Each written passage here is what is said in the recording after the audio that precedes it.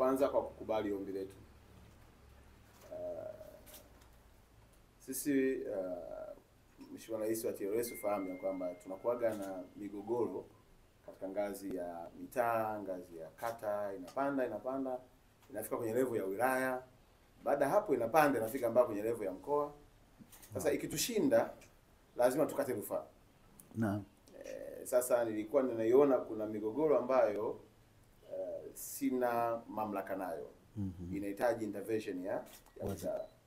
Na lengo ni kuhakikisha kwamba wananchi wa mkoa wa Arusha wanafurahia ardhi ambayo Mungu amewapa katika maeneo tofauti kama wananchi wa kazi na wale walioweza kumiliki kupitia fedha zao. Naam. Nilipofika kwa Mheshimiwa Waziri, nikamwambia Mheshimiwa Waziri, naomba unisaidie uje uweke kambi hapa Arusha. Naam. Usikilize wananchi hawa.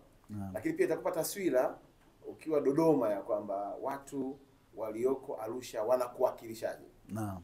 Na yeye bila kusita akasema lazima nije mwenyewe. Kwa hiyo nichukue fursa hii kumshukuru sana na mashirikiano haya kwa sababu wote ni familia moja chini ya Daktari Samia yanatuwezesha kuleta ufanisi na kujenga heshima ya rais wetu kwa wananchi tunaowahudumia. Sababu rais ili aweze kupendwa inategemeana na wasaidizi wake wanafanya nini. Rais hawezi kufika kila mahali. Sahihi. Ndio maana kuwepo na mwakilishi wa rais katika ngazi ya mkoa, kuna mwakilishi wa rais katika ngazi ya wilaya, kuna waziri anayesimamia sekta kubwa. Kwa hiyo ninachukua fursa hii kumshukuru waziri, alituma timu. Naam. Na wote walitoka makao makuu wamekuja, wameendeleza kufanya kazi.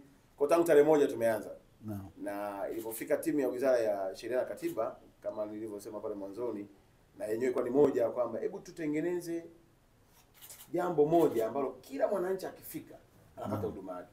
Kwa sisi mwezi huu wa 3 ni mwezi wa kumaliza matatizo yetu. Na nawatania kule na leo utasikia kwenye mabanda tukienda. Nawaambia ni ukishindwa kutoboa kipindi hiki. Yaani Samia Legal yuko hapa. Waziri wa Sheria yuko hapa. Rais wa Tanganyika Law Society yuko hapa. Waziri wa Ardhi yuko hapa. Alafu wewe bado mgogoro wako hausofiki, basi inabidi usubiri mbinguni huko watu.